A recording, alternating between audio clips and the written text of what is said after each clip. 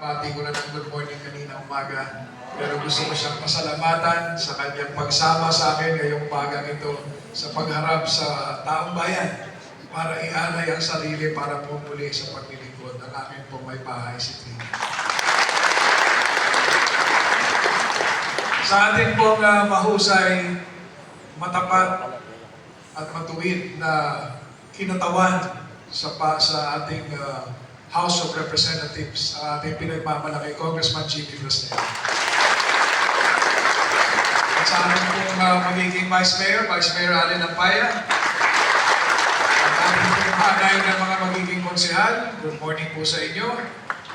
Sa lahat po ng ating mga kasamahan sa organisasyon na sumusuporta sa Juan Muntinlupa, ang mga kasama rin po natin mula sa barangay, mga kapitan at mga barangay kagawads, mga opisyal ng city government at kawani ng city government, mga kababayan ng Tinlupeño, good morning po ulit sa inyo. At syempre po, ang akin din po pasasalamat sa Jesus the Good Shepherd Church sa kanilang pagpahintulot na maging venue ng ating presentation of candidates, ang kanilang napakagandang worship center. At sa mga pamilya natin, mga pamilya ng mga kandidato na nandito ngayon, good morning everyone. 3 years and exactly 3 years and 3 days ago, tayo po ay nag-file ng Certificate of Candidacy para sa 2022 elections. At tayo po ay prinesenta ang sarili natin ng mga araw na yon. Ginamit natin ang pangalan na Juan Muntinlupa. Sa masasabi ho na isang makasaysayan din kaganapan yun dahil yun po yung unang pagkakataon na meron tayong local political party registered with the COMELEC. Yung pagrehistro natin sa COMELEC ay yun po yung ating public action na institutionalize, itatag ang isang samahan, isang movement, a political movement that is founded on principles and platform. Formalized.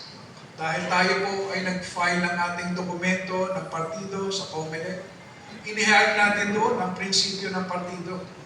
Ipinakita natin doon yung plataforma, yung programa na ating isusulong. Yun po ay tinanggap officially at inaprubahan ng COMELEC. Sa unang pagkakataon dito sa Muntinlupa, nangyari po yun. Na-formalize natin. Yun po ay ating commitment sa taong bayan. Nasabi natin, ito ang aming magiging paninindigan, ito ang aming gagawin. At officially, sanction. Hindi ho siya nabuo sa panahon ng kampanya at mawawala pagkatapos ng kampanya. Institutionalize siya. At sa una rin pagkakataon, nagawa natin, dumating ang araw ng halalan. A clean sweep of the elections. Masasabi natin na yung tiwala na binigay ng taong bayan sa atin, na lahat ng kandidato ay binoto. Yun po yung pag-seal of acceptance nila sa sinabi natin na prinsipyong itatatag natin at mga programa na isusulong natin. Maliwanag na mandate yung binigay sa atin. It was a clear action of trust by the people. Kaya po masasabi natin na nung tayo ay pumasok doon sa mandato natin yun, buo ang loob natin, pero mas malaki po ang responsibilidad lalo na ating inako para sa sarili natin. Na yung tiwala na binigay ng tao ay hindi natin bibiguin.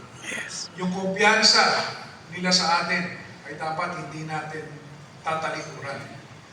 Kaya naman sinikap natin ang Juan Muntinlupa bilang isang partido at bilang mga individual na officials at naglilingkod bayan na gawin at isulong yung ating sinimulan na programa yung title nga natin na 7K Agenda.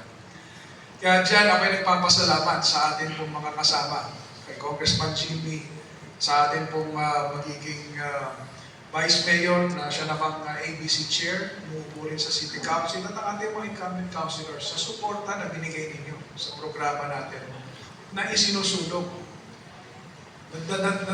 Umabot tayo dito sa puntong ito na maintain ang focus natin. Kaya maraming salamat sa ating pong mga officials na nakaupo. Palakpakan po natin. Siyempre, masasalamat din natin na mas malaki din. The working force of the city government of Muntinlupa, led by our very efficient, reliable, and trustworthy City Administrator Engineer Alan Cachuela. Alam naman po, yung mayor, nandun as a figurehead, as one who leads the direction, but ang kumikilos talaga, nagpatutulak ng puwersa para umandar ang city government ay yung city administrator.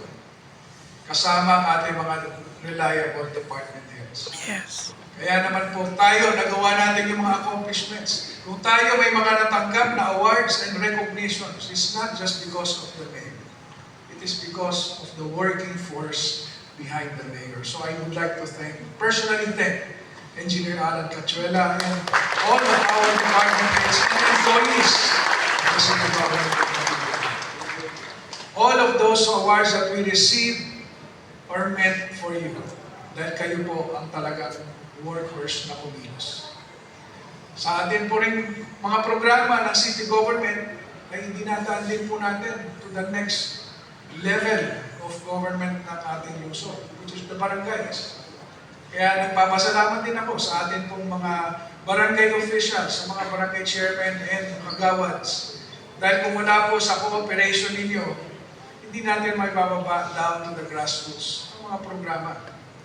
Kaya po may kumpiyansa kami na ang ating pong cooperation, ang pinakita po ninyo na pakikisama sa sinusulong natin programa ay malaking bahagi po sa naging recognitions na ating tinanggap. Maraming salamat po sa ating mga barangays.